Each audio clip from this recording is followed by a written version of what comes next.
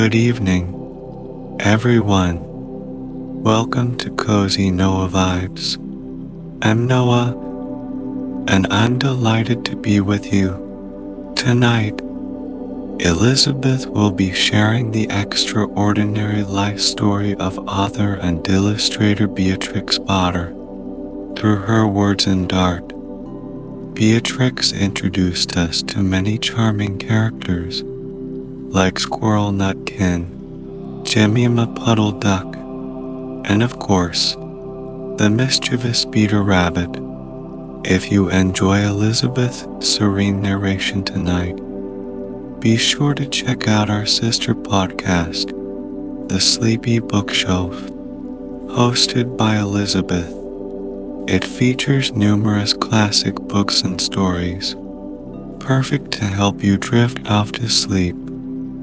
Simply search for The Sleepy Bookshelf on your favorite podcast platform. So friends, let's take a moment to relax and get comfortable.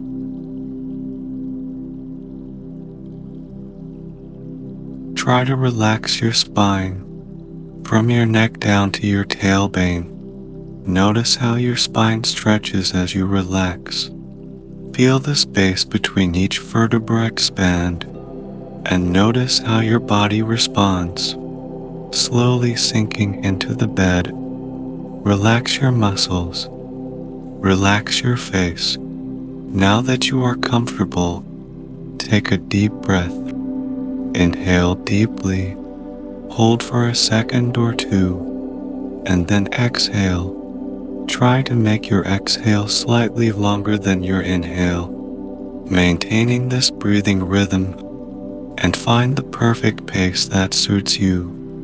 Continue to breathe calmly and evenly, allowing your eyes to gently close. Now, I will hand it over to Elizabeth.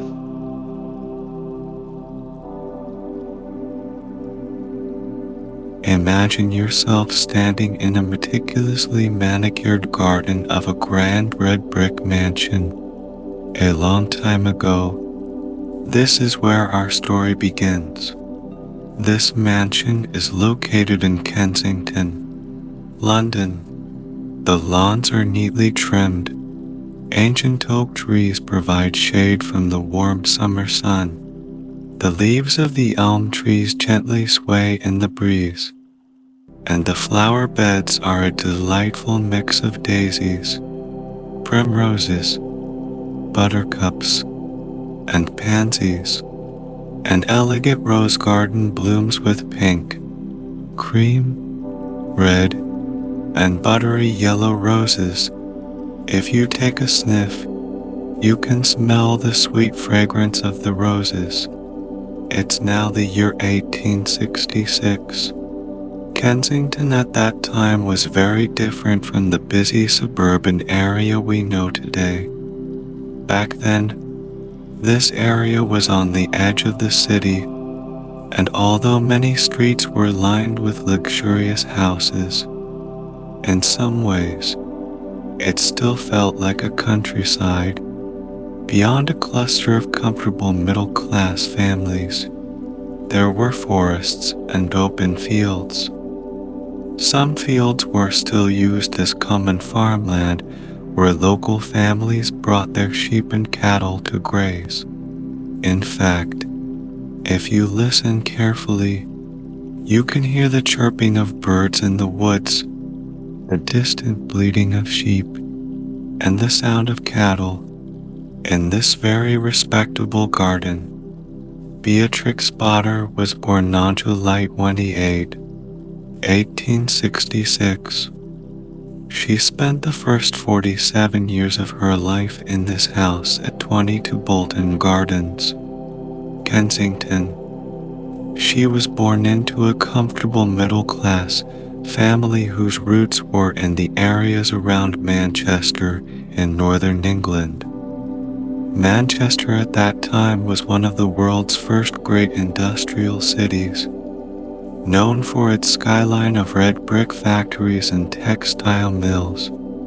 Beatrix's grandfather was a calico printer, and her maternal grandfather was a cotton mill owner. Her father was a London lawyer. Though they were upper middle class, the family had an artistic streak. Her mother, Helen, was keen on embroidery and enjoyed painting with watercolors in the evenings, creating lyrical images of her childhood landscapes or gentle scenes of her London garden. Helen later gave her painting materials to Beatrix. Meanwhile, Beatrix's father was an avid photographer, a new and emerging art form at the time. Beatrix often watched her father set up his camera on a tripod, then disappear behind a black cloth to block all light. She waited eagerly outside the darkroom door to see the final photo. He loved taking her portraits, and when her brother Bertram was born 6 years later, she didn't mind standing still for the camera. Influenced by her father, Beatrix grew up to be an excellent photographer. Like many Victorian girls, Beatrix was sheltered from much of the world. She and Bertram were privately educated by a series of governesses, and because Beatrix was a girl, she was not expected to take an interest in serious subjects like Latin or mathematics.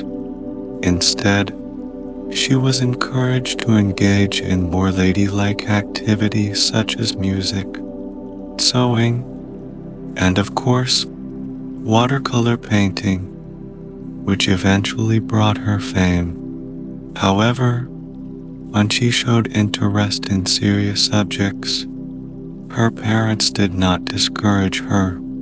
She began to take an interest in natural science, which surprised her parents as they were quite supportive for the time. Beatrix and Bertram loved spending long days in the garden. They wandered through the flower beds, and when allowed, they ventured beyond their own garden into the fields and woods of Kensington, surrounded by rocks covered in lichen and moss. With cool, damp soil underfoot and birdsong woven to the branches above, they felt far removed from the city. They filled their pockets with treasures to take back to the nursery. Bird nests, shells, leaves, and rocks. They also carefully brought back live creatures, and soon one corner of the room became a miniature zoo. Newts and tadpoles swam in bowls. Mice nibbled on nests made of sawdust. Frogs croaked, worms wriggled, and tortoises chewed on crisp lettuce leaves. Beatrix and Bertram loved to observe these creatures and draw them. They used etching, crayon, and watercolor to depict the animals they kept. On weekends, Beatrix and Bertram ventured further. They visited Kensington Gardens, wandered through the elegant rose garden, and stopped to sail model boats in the Round Pond. On hot days, they sometimes went swimming or traveled to Regent's Park in central London, where the London Zoo attracted many visitors. They joined crowds dressed in their best outing clothes, eager to see animals from distant lands. Here, Beatrix might have admired elephants, orangutans, and colorful parrots in the birdhouse. Exotic animals always attracted excited audiences. Beatrix also sought out less popular animals. She loved observing the intricate scales of rattlesnakes coiled on rocks and the frilled lizards staring back at her in the reptile house. Despite their wonderful garden and the London Zoo, Beatrix's favorite places were the wild countryside of England's Lake District and Perthshire in Scotland. where the Potter family often vacationed. In Perthshire, Beatrix wandered through dense forests where rivers and streams tumbled over moss-covered rocks. In the Lake District, the Potters stayed by Lake Windermere, a glacial lake nestled among the region's green hills. Beatrix strolled along the lake in thieving rowboats to visit the islands in the lake. Beatrix loved the sense of freedom she felt wandering the countryside for hours. In the Lake District, she learned to drive a horse and carriage, enabling her to travel further afield. After each holiday, the Potters returned to their comfortable life in London. Beatrix always felt her heart belonged to those wilder, untamed places. She couldn't resist the inspiration those lively places brought. Even when back at home, she would carefully study the treasures found during holidays in her nursery. She loved observing these treasures and attempting to perfectly capture them through painting. Gradually, her skills improved. Although Beatrix never received formal artistic education, her dedication and passion led her to achieve remarkable success in illustration. Her favorite subjects for illustration were small animals, especially those she kept as pets. Her works were full of love for nature and meticulous observation, which were deeply loved by readers. It was this love for nature and meticulous observation that led her to create many enduring works. From Peter Rabbit to Squirrel Nutkin and Jemima Puddle Duck, her works were full of childlike wonder and vitality. Beatrix Potter's story tells us that as long as we live life in nature, we can find inspiration anywhere and create beautiful art. Thank you all for listening. May you fall asleep with beautiful dreams in this peaceful night.